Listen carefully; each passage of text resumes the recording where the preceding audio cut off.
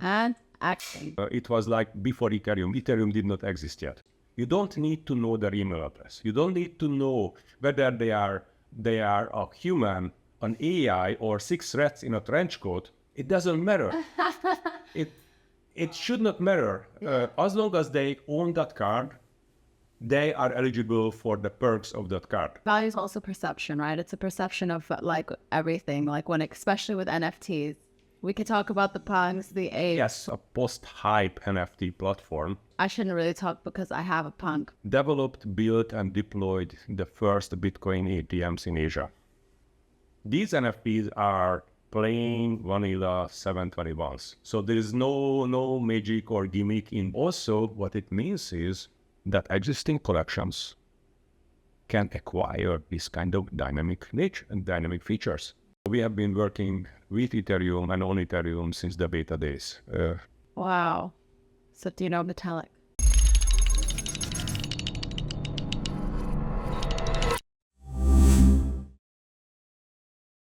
Hi everyone, and welcome back to another episode of Decoded. Today we have Andras Kristof, the co-founder and CEO of Galaxis. Welcome. Thank you very much. Hello, everybody. Hello. So I'm very glad this is one of my first, it's been a very long time since I've had a live interview, so it's nice to actually have someone in front of me rather than the screen. So it's good to see you and nice to meet you in person. Good to see it. I wanted to start off by maybe just you tell us a little bit on, about yourself. Okay. I know you have quite an inspiring story. Sure. Yeah, it's the short story of me that I'm a technologist for much longer than I want to remember. And I've been doing tech since my teenage years and worked for smaller and larger companies, from big companies to all the way down to startups. Mm-hmm. And eventually ended up as an entrepreneur quite late in my life, like after the age of 40, and got into blockchain space about 10 years ago, like 2013. Wow. And then we started building tech in that space. It feels like it's been like a whole lifetime worth of events happened in the last. I can imagine, but 10 years ago. Yeah. So how did you start getting into blockchain? Like, what was your entry point into it? My entry point is very embarrassing. Okay. Then my entry point actually happened at least 2 years before 2013, where I was working for a startup where we had a small server farm, and my sysadmin said that he heard about this thing, Bitcoin. In 2011? I think so. So it was Bitcoin, it was like cents. Wow. And he said, we are not doing anything with the servers during the night. We might as well do this mining thing because you can do it. And that was the time when you did not actually need graphic cards to mine Bitcoin. You could actually do it on processors. It was like ultra early. So how much were you mining per day? I said, it's stupid, don't do it. That's why it's embarrassing. And that was it for me at that time. So that was my first entry into the space. So basically, the guy retired a couple of years later. I never worked again. I think he still did it, and he probably mined like a few thousand Bitcoins, I don't know. And then he never worked again in his life. So that was my entry into the space. I think many people started with dismissing the idea of the blockchain. 2 years later, I got introduced to it again, and at that time actually looked into it, and I understood its value proposition, which I think is still the only value proposition of the whole space. And then because of that, we started to see what we can do in the space. So we developed, built, and deployed the first Bitcoin ATMs in Asia. It was like 2014, February. And how did you go about doing that? We sourced some machines from China, from Shenzhen. These machines with like these standing machines with the screen, everything else, which was meant for like dishing out tickets and whatnot in malls and everywhere else. Yeah.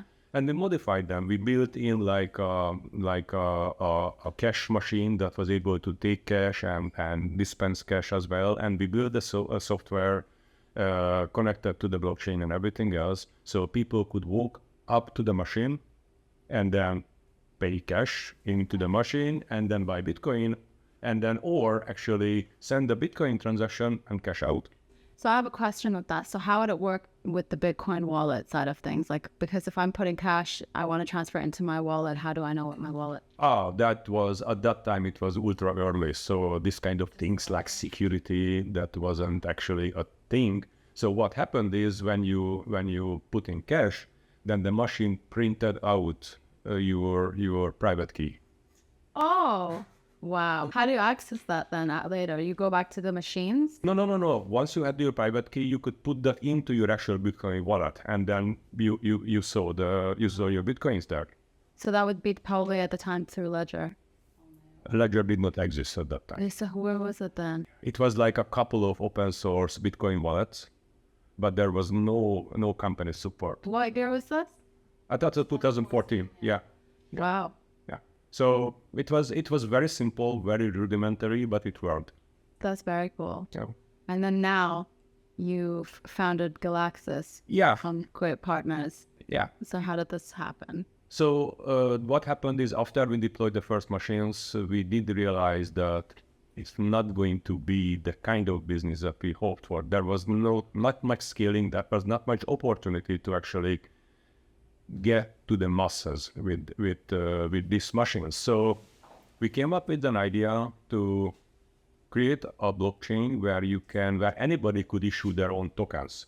It's like, think about it like a proto ERC20 system, but this was a blockchain that was made for this and this only. It was like before Ethereum. Ethereum did not exist yet. So we created, Ripple did exist. So we took Ripple, we removed XRP from the code, because you can actually use Ripple without any built-in currencies. And we took the ring signatures from Monero, and we fused the XRP-less Ripple with Monero's ring signature, basically creating a system where anybody could issue their own tokens, and it was quite a bit more private than the Ripple, because you could do it without everybody seeing what kind of transactions you did because of the ring signatures from Monero. That went all right. We got a little bit of investment to that. That was in Singapore. But eventually in 2015, summer, I think it was Ethereum Beta came out. And then we had to conclude that the potential in that is way higher than the system that we crafted.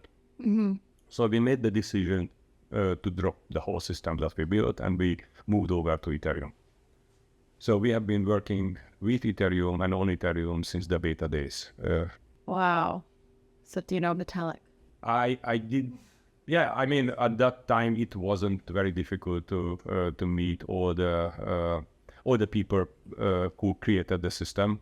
Oh, so Gavin Wood also and all these. Yes. Okay, so how was that experience for you? Like, I don't want to speak from the personal experience because we are all different. But I do think that Vitalik is probably the best person that could happen to Ethereum and to a global phenomena like this. I think he's the right person to get to that. I think the first larger, I wasn't super early, but so the first larger gathering that I went to was DEFCON 2, which was in Shanghai. And that was like, I don't know, 130, 150 people or something along those lines. So obviously everybody was there who created the Ethereum and the surrounding ecosystem. So that was the first experience. That's really cool. Did you get to like properly have like one-on-ones with Vitalik at the time? I did talk with him. I did speak with him, yes. We are not friends or anything like that. So meaning that there is, what I mean is that I I did speak with him, but I don't consider this to be an achievement or anything like that. It's just... I just think now it's very difficult to even, like come to, so it's quite amazing to see back when it was just starting out, when they were a lot more public, because now it's too difficult for them to, these founders to be. Absolutely. I mean, this is normal, and this is, in some way, I do feel that it was just pure luck to being the right time at the right space, right? Fast forward to Galaxis. Yeah. So what was your vision initially behind building this technology? Yeah. So what was your vision when you created Galaxis? The vision of meaningful projects on the blockchain, I think, is the same from day one of Bitcoin's existence. It's to enable value transfer between two parties without a trusted third party. That was the vision. That was why Bitcoin was created. And that was why Ethereum was created. What changed only is the sophistication and the types of value that you can transfer. But it's still the same thing. And everything else is if I put it this way, everything else is fluff. So as long as your use case involves or uses meaningfully value transfer between parties, then you are using the technology right. I know I'm going to make too many friends with this narrow definition, but everything else, including putting identity on the blockchain, which I think it's a horrible idea. Why? Because the blockchain is probably the least private thing that we ever built. The least private thing? Yes. Okay. Of course. It's the security of the blockchain only works one way. Once it's something on the blockchain, it stays on the blockchain. This is very secure in this way. Yeah. But when it comes to privacy, it can be a horrible thing. Imagine that if you have a web service, somebody hacks your password, and then they get to your data. You change the password, and then your data is safe, or you remove your data. You cannot do neither on the blockchain. Once your account is compromised, there is nothing you can do. Also, if some data goes on the blockchain that you rather not have on the blockchain, I'm sorry, it's going to stay. Yeah. So private information or identifiable information, I think it's a very bad idea. So I agree that it's probably, obviously, it's so easy to track, but it's still like all like different, it's like TX hashes, like their wallet addresses. Yeah. People would actually have to tie this to an individual. I don't think so. But for that, in order to answer that, we needs to go back a little bit to what Galaxis is doing. Right. So eventually, I think the original question was, what is Galaxis and what is the vision behind Galaxis? So Galaxis started when we had we won a grant from the Ethereum Foundation for our educational project, which was really, really great, and we are very much grateful for that. And it was for an educational system that had certificates. So you complete a course, you get a certificate. Right. But it was actually possible to kind of check whether the body of the knowledge of that course has changed significantly or not. When it comes to blockchain, sometimes things get obsoleted within months. So you, for example, took a course on blockchain security. A new kind of attack came into existence. Then that course that you took is good, but not sufficient, because you need to make sure that you can update your knowledge to actually cover the new base of attacks. Yeah. So those certificates could actually track these. So it wasn't like you did a university 30 years ago, and then you got a degree, and from that point on, you are qualified for that thing for the rest of your life. And that is kind of doesn't work when it comes to new type of technologies like this. So what we did is a system where you could actually create a certificate that actually can signal whether what you learned covers what is the current situation is. it was nice. The only thing that was missing once we built it, we realized that there is no business model behind it. And that was the point when we started to think, what can we do? Because what we are talking about, an educational system, community-based, community-run educational system, and we need to make it sustainable. Right. Again, not many friends going to be made here. There are almost no VCs who will ever give money for this, because there is no potential return, because if it's sustainable, there is not much return that can be taken out of it. And it is true for many of the important things, for open source work, for ecosystem works, for social good, for educational system. None of these are or should be highly lucrative.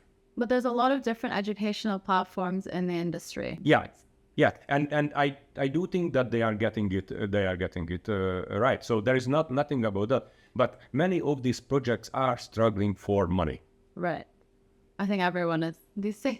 But that's a different story. But even when we have a bull market, educational projects like social good systems and open source work and other systems, they are not flush with money. So we had an idea of we can actually build a system where the people supporting the system can receive value, not necessarily monetary value, but value what they values, and in this way, it is actually possible to create a system where we can create a sustainable community. Example: somebody says they would like to create a new course about ZK snarks. ZK snarks is extremely important, and in my humble opinion, is the closest thing to magic that is existing in the technology space. And if somebody can make a course that make people understand more about it, that would be a great thing. So, for example, on the platform that we developed, it would have been possible to create a course and get other people support the creation of the material. So basically, the production of the course could be supported by people. These people would have received a membership card with certain perks on it, actionable perks on it, that they would get benefits once the course is live and actually attracting people who are paying for that course. Right. So in this way, we did not build a funding like a Kickstarter kind of system, but it was more like a funding and monetization system that would work in a decentralized environment. Mm-hmm. So that was the original idea. But once we came up with this idea, we thought that this idea is actually better than the original project. So we started to work on generalizing this idea of this thing that if you have a community, you should be able to give value to that community, value that they can own. And it's not necessarily monetary value, because every community, like a community of an actor or an artist or an athlete or a YouTuber or a cosplayer or a politician, they all have communities, but they all value potentially different things. So as long as you can create this sort of membership card and give, and you can place value on it, which they can actually own, because it's a blockchain, then they will support the project. Because if you give them value, then they will support you. So in this way, you can create a sustainable community. As long as you can engage your community, as long as you can provide value, they will support you. So that's true. So that is Galaxis. And we built it in a way, because looking around the industry and everything else, there is quite a few platforms like this: Patreon, Kickstarter, similar things. They are all limited in some ways and all lack two things. One is ownership. You don't actually own anything. Your members don't actually own anything. They own as long as your account is active on that platform. And the other thing is, coming from this, is potential of deplatforming. There are large communities of people who has valid communities, for large communities of creators who has valid communities, and they are always at the brink of deplatforming for this reason or for other reasons. And we wanted to build a system that is independent enough that once you created your community, once you have the connection between you and the community through these membership cards, nobody can shut you down, not even us. Can you explain that a little bit? Example, we created a system where, and this is something I need to highlight. So these membership cards we are talking about are NFTs. Yeah. But when we started this journey, NFTs simply meant non-fungible tokens. They did not have this, they did not acquire this kind of feeling of speculation, of overpricedness and things like that. That happened during our journey. Yeah. So these are NFTs, but that what it means is once I give you a membership card, you can own it. And you can own it in a way that there is no server to shut down, no account to block, no nothing to take it from you. The only way to take it from you, if somebody comes to you and hits you with a stick, until you give to them, transfer to them. Yeah, but there is no way, yes, under ideal circumstances, for somebody to hack into a server and took it from you. Right. So in this way, once they are created, nobody can take them back. Nobody can stop it. So now you've got an item, a membership card that is with your community, and that kind of connects them. Right. What is needed is the interfaces, so you can actually interface with that and interface with that community and with that membership card. Now those interfaces, we built it in a way that right now you can use it on our platform Galaxis, but you can also run it for yourself. So all those interfaces are open source and can be taken, and the membership cards are the ones that hold the information, and the interfaces can be run by anybody, including you or including somebody from the community. And in this way, we can create a community, a safe community that cannot be shut down centrally. Okay. And so it's like an SDK what you guys are doing. Yes, that's correct. So if I decide if I have a massive community and I want to create a whole collection with all these different utilities. Yeah. And then I'm like, oh, Andras, can you please, create this and build this for me? You guys will do that. And then I can, have it available on your platform and also like any other platform of my choice. That's correct. We did that before. But the point of the platform is that we don't have to.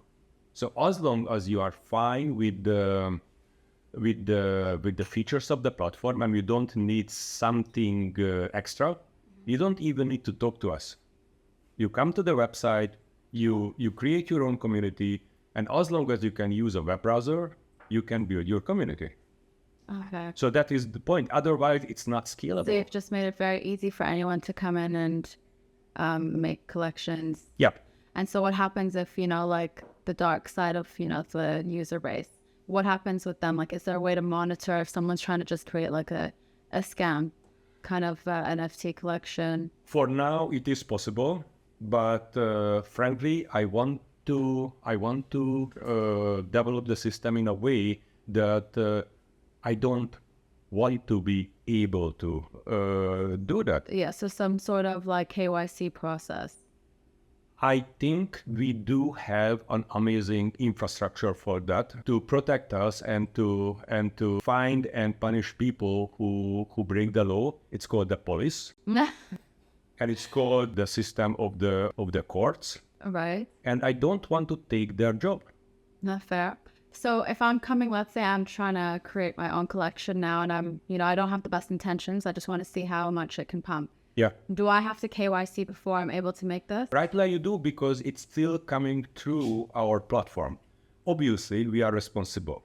So as long as it stays this way, we will review and we will make sure that you don't obviously want to break the law in any shape or form. Okay. But once all the SDKs are released, we will not have the ability to do that. So after that, there will be no way for us to stop from you creating your collection, and it has to be the police if you are breaking the law and not us. And I do think that this is the right way to do it. No, I get that. But I just mean in terms of to be able to restrict, users, like if there's a method to or a process for them to go through, like, I want to create my collection. So there's like some process, including the KYC steps and whatever. Yes. So then you're able to obviously, yes, narrow it down or reject, for instance, yes, to have, okay. Yes, right now we can do that. Perfect. But again, later on, you can engage with the smart contracts and you don't need to use Well, now there's AI. any of our interfaces. Yeah. And after that, we are not going to be able to stop you. Fair. I wanted to build it in this way because there is always, if you want to do something, there is always somebody else who doesn't like you or doesn't like what you want to do. Sure. From both ends of the spectrum. And they are not illegal, it's just somebody doesn't like it. And I want to make sure that just because somebody doesn't like you, you can't be stopped. There's controversies. There's loads of people, like even individuals, politicians, whoever they are. Yeah. There's too much controversy, so it makes it very difficult. Yes. Because you want to be neutral, but you always have to, there's always going to be some sort of backlash on either side. Yes, there is, and only future will tell how it will work out.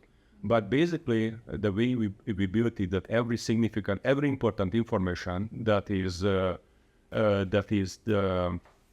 concerning the state of the platform will be on the blockchain. Mm-hmm. So as long as you can utilize the blockchain, you will be able to run your community. Right. Because eventually you can run those interfaces on your own laptop. You don't actually have to have it on any kind of server. Mm-hmm. There's one thing about what you guys do that I think is incredible, and I think it's very valuable to any community. So I want you to explain a little bit more in terms of how you've created it, where you create a collection, each, let's say, deck of cards, and each one has all its utilities. Yeah. I think you know where I'm going with this. Yeah. Yeah. So maybe you can explain in terms of how how it's basically like once a utility has been taken. Yeah. How that whole process works. Sure. Does it decrease the value of the NFT after that, or how does maybe? Yeah, absolutely. Your members or your community acquire membership cards. They don't need to buy it. They can get it for free. There is several ways to get into a community. Mm-hmm. And then you can actually provide utilities, features, and functions that make sense for your particular community. For example, in the case of our artist, you may drop utilities on some of the membership cards that enable the owner of those particular cards to redeem a physical art piece that you have created. Mm-hmm. So there you have a membership card, which is again an NFT, with actionable utilities on it. So anybody who owns that card can redeem that physical art piece. When they redeem it, they will be taken to an interface where they need to put in their name and address. It's inevitable because it has to be shipped to them. Yeah. And then when they submit it, part of the information that shows that it was redeemed goes to the blockchain. So that particular utility will be disabled. Because nobody should be able to redeem a physical object more than once. Right. And then you will see the rest of the information, which is not on the blockchain, of who redeemed it to what address. Mm-hmm. And then you as the artist can say, okay, I'm going to send you this thing. So in this way, your members got something that is very valuable for them, like a function or a perk to redeem a physical art created by you. And they can do two things with it.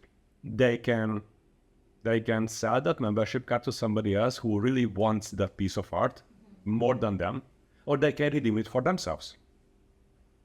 And in this way, you created something that is valued by your community. Other things can also be put. We have like 20 plus different kind of perks that you can put on the cards right now, and more are coming up. For example, there is a perk or utility trait that enables enables the owner of that membership card to book a meeting with the creator of the community. It means, for example, you are an artist, somebody buys one of your important pieces, they will get the privilege to book an hour with you. So they can talk to you. They can say what they like, what they would like to have, or I don't know, to draw them something on during that 1 hour, basically, or play you guitar, whatever. Basically, what you say that, okay, you supported me, and because of that, I give you 1 hour of my life. Right. And that is something that, again, it may or may not be expressed as a monetary value. This could be an intrinsic value. Yes, and this could be something you fulfilled somebody's dream. Yeah. And this is what makes an actual community. Yeah. No. Yeah. This is something I think, like with specifics, I think this will be something that will be very valuable when it comes to a different category of people, like celebrities, footballers, like athletes, like people who are like MMA fighters. So this will be something that I think that will be extremely valuable to them. Yeah. So if someone, let's say, is training for a fight, like an amateur boxer or something, and then they have an opportunity to buy this collection and redeem a one-on-one session and select for that hour of that time, saying, let's say, Muhammad Ali. Or Mike Tyson, or yeah. And this is interesting because we started with this idea with this particular trade, but when the community started to onboard on the platform, we realized we have seen that they already came up with ideas that we did not think based on this particular trade. Some of them, if everything goes well, now we are going to get some researchers onboarding on the platform, like ZK researchers, or actually there is a lady who is an anthropologist. Right. She wants to issue her own membership cards, and she wants to put this meeting trade on the card. So if somebody wants to engage her within her field of knowledge, they can actually hire her by acquiring one of those cards and booking the meeting. So that would be the way to pay and to hire her as a professional. So many different ways that this can be used. There's so many different ways that this can be valued. And value is also perception, right? It's a perception of like everything, like especially with NFTs.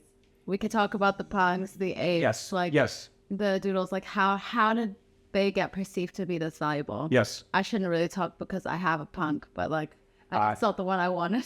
But even that's gone down now since, the market. It is, and you are right.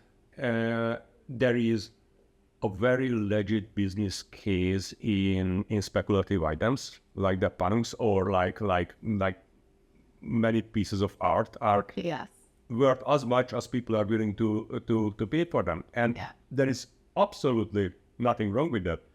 The only thing is that the technology itself can do way more, and if you only focus on this use case, then you are shutting out 99% of the potential users of the technology who would actually use it in different ways, the same technology. That's why we want to kind of create, as I call it sometimes, a post-hype NFT platform that can provide the utilities, use cases that makes it useful for tens of thousands of different communities instead of just the few very successful and amazing communities that are around these speculative items. No, I love the way that you also perceive it, because it just shows that you, from technology perspectives, you know exactly what do you think will happen, in your expert opinion, when it comes to this technology. What do you see in the next few years in NFTs? I mean, a lot of people hate them, a lot of people love them. It's just one of those, again, the controversy, there's two sides to the spectrum.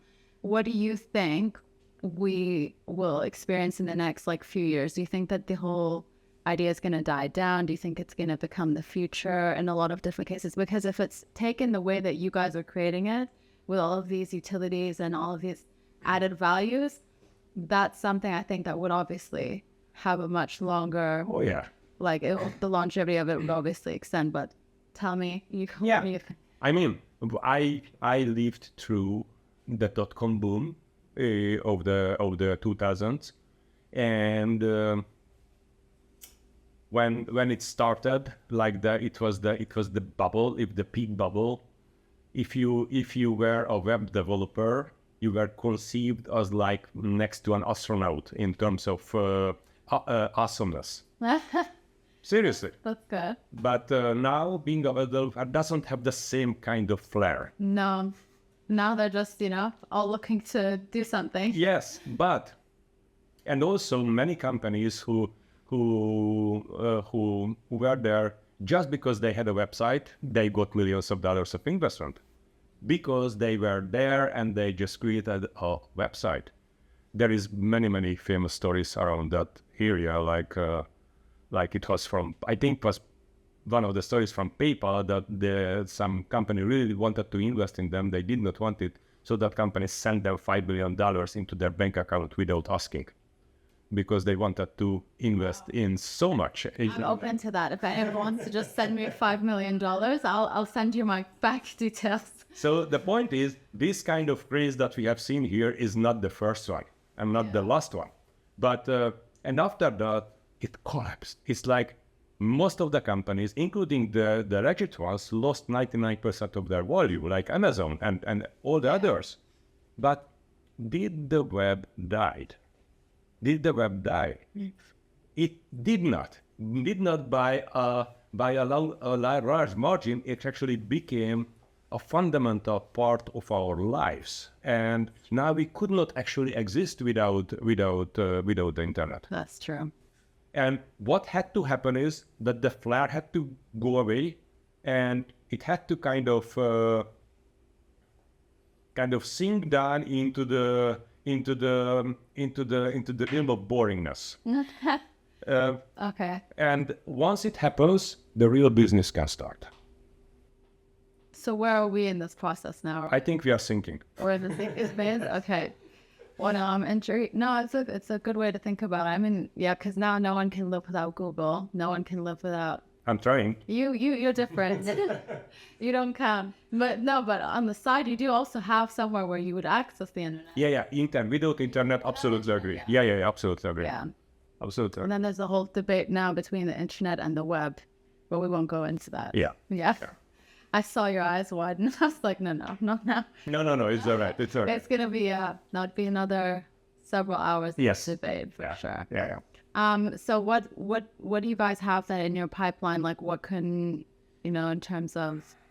The most important next milestone for us is to get the platform out of beta and finally release those features that I've been dreaming about for the last 2 years.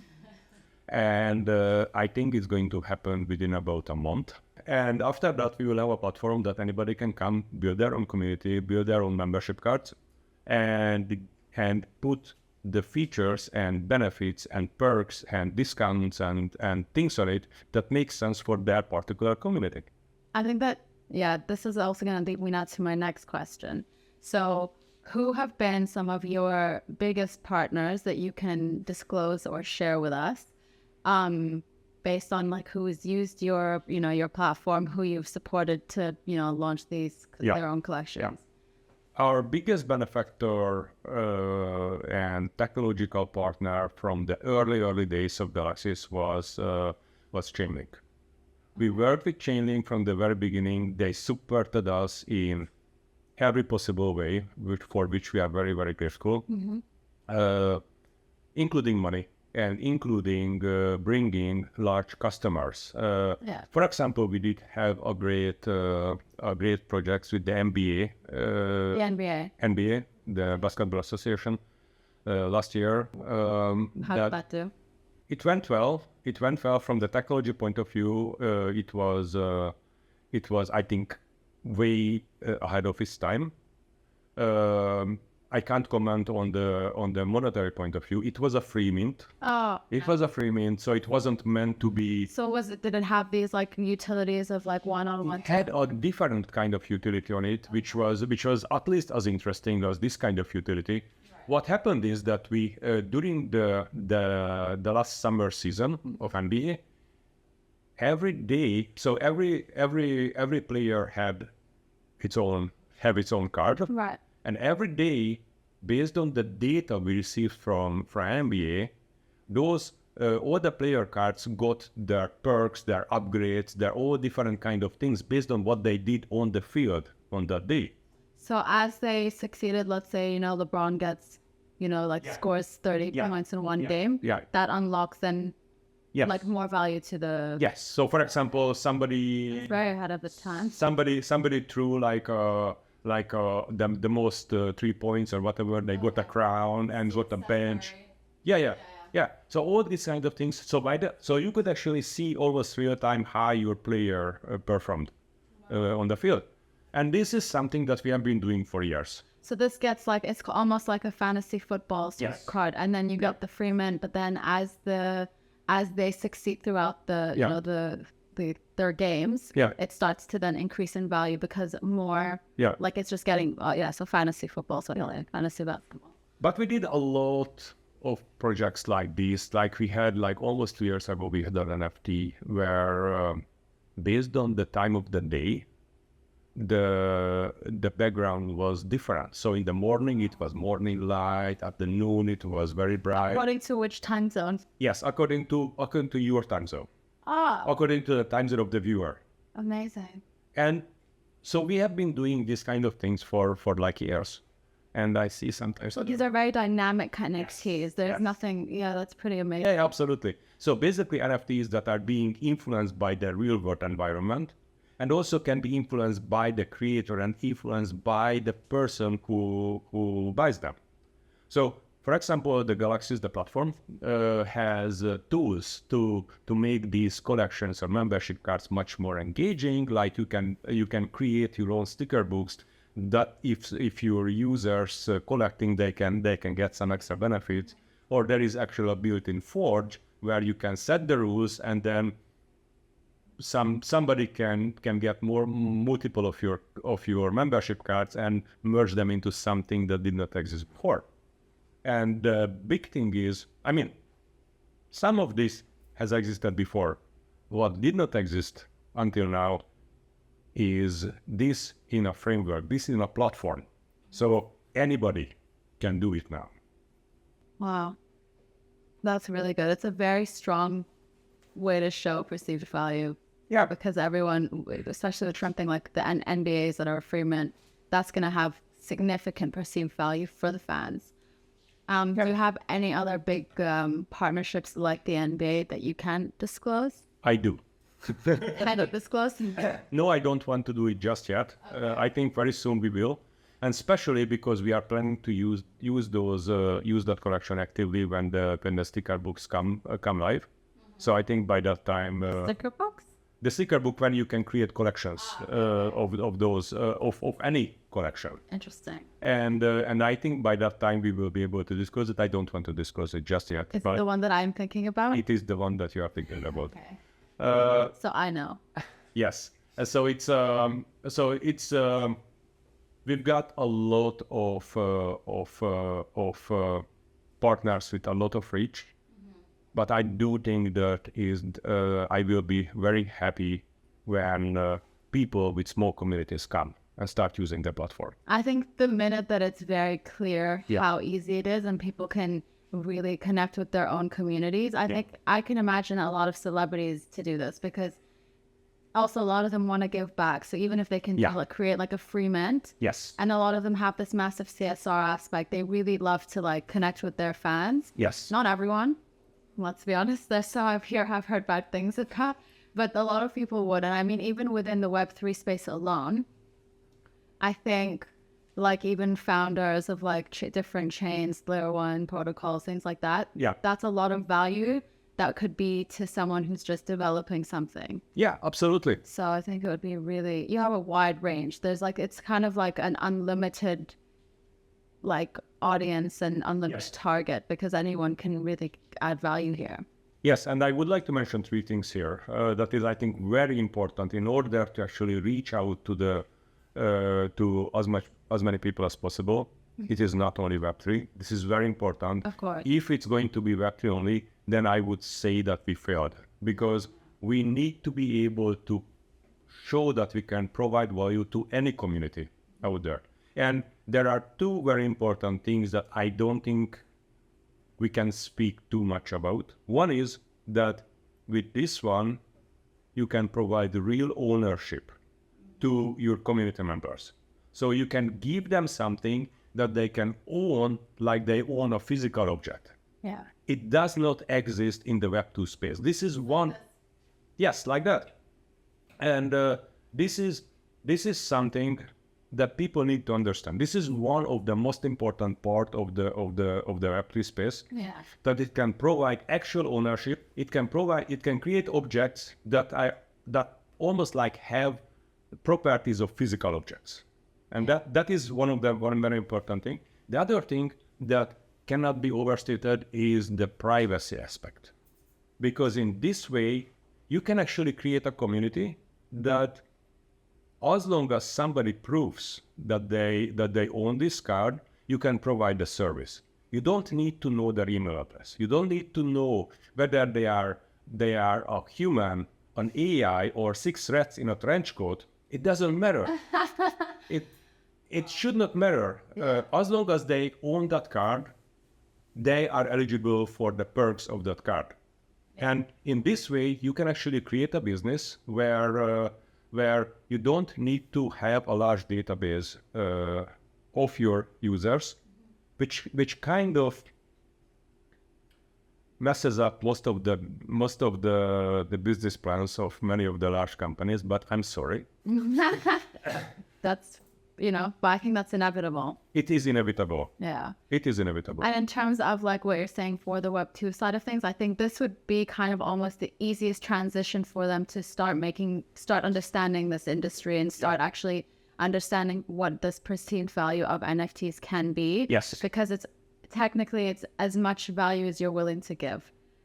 And by handling your customers as community members, yes, you are kind of elevating them from the state of the cattle and providing them a real value.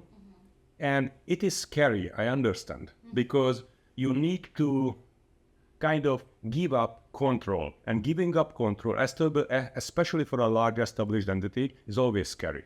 Yeah. Because in this way, you give up control to the extent that people are being able to handle, sell, buy, give away, lose, destroy your membership cards. Like I could do with a real membership card that I have in my wallet. Mm-hmm. And that is scary because until now, the Web2 way, and I don't want to go into this too much, is always based on control, always based on collecting information, always based on controlling every single aspect. Mm-hmm. That's true. I think in many ways you need to give it up and need to handle your community as community members and not as customers with extractable value. Yeah. And in that way, you can actually start building different kind of businesses that are potentially more sustainable. And that's where I want to get to. No, I really think you will. I feel like you're already on the right track, especially with the secret that I know. I'm curious as to like how these NFTs physically, like how they look on the the digital interface, whatever it is. Can you explain? Can you show us? I can show it to you, and you can see it for yourself as well. They are on OpenSea, and they are even on OpenSea. They are as dynamic as they can get. You can turn them around. You can click on the buttons. You can see what the buttons are doing and what kind of benefits you would get if you would actually acquire some of these. So we actually made them very dynamic on the big platforms as well. So yeah, absolutely. Okay, let's take a look.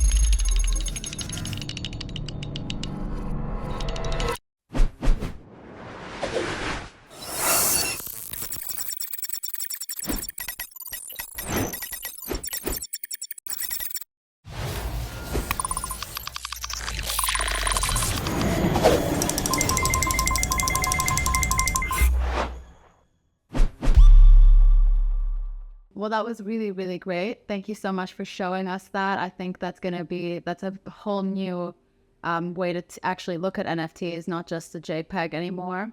So thank you for sharing that with us. Absolutely. Yeah, there's one more thing that I wanted to highlight because I think it's important. These NFTs are plain vanilla 721s. So there is no magic or gimmick in the code of the NFTs. everything that makes them special in proxy contracts. Why is it important? For two reasons. One is they are tradable on any platform, and there is no artificial restrictions of what you can and what you cannot do with it. Wow. Like other Bitcoin platforms trying to restrict you. Yeah. And also what it means is that existing collections can acquire this kind of dynamic nature and dynamic features. So you can technically have a well-known connection. I don't know if I shall name names, but any existing well-known established connection could actually get this kind of dynamic features on the NFTs. Amazing. There are some restrictions because based on how the metadata is stored and can be updated, it is possible that those dynamic features can only be seen on their own website and not on OpenSea. Okay. But So like what we saw was the OpenSea. that was OpenSea, but that is what .nft was created with the platform, so it was actually ready for this kind of dynamic natures. Okay. But you can add this kind of dynamic natures, features, function, and redeemables to any NFTs. The only potential restriction is that those things might actually show up only on the website of that NFT and not on the public platform because of the restrictions of how their metadata is being handled. Okay. But you can actually add all of these things onto any collection. And then they can also pick and choose how dynamic they want. Yes. Yeah. So it is important that we did not reinvent the thing. We did not create a proprietary something that cannot be used by anybody else or anything like that. Yeah. I think it is very important. It's going to be open source. And it is standard compliant. Mm-hmm. So I wanted to get your, maybe not necessarily your views, but in terms of the technology side of things, what are your thoughts on Bitcoin NFTs? As long as there is an underlying smart contract layer that can be used, I know that there is rootstock and potentially other technologies as well. As long as that exists and can hold the proxy contracts with the data that we need, we can absolutely do it. We are actually working with Chainlink with their own cross-chain, they new cross-chain technology that right now in beta can already support 6 different main chains, six different layer ones. I don't know all of them, so I don't want to list them. But as soon as it comes out, the plan is that all of these dynamic NFTs can be freely transferred between these layer ones without losing any functionality. Okay. Even it is possible that they actually gain functionality because you will be able to get a perk. Let's say you moved your NFT from Ethereum mainnet to BNB to Avalanche. I know that these are supported platforms. They can actually get a badge, a perk that they have been around. Yeah. And so in this way, you can actually gain functionality. Okay. And I think it is very important not to stick with one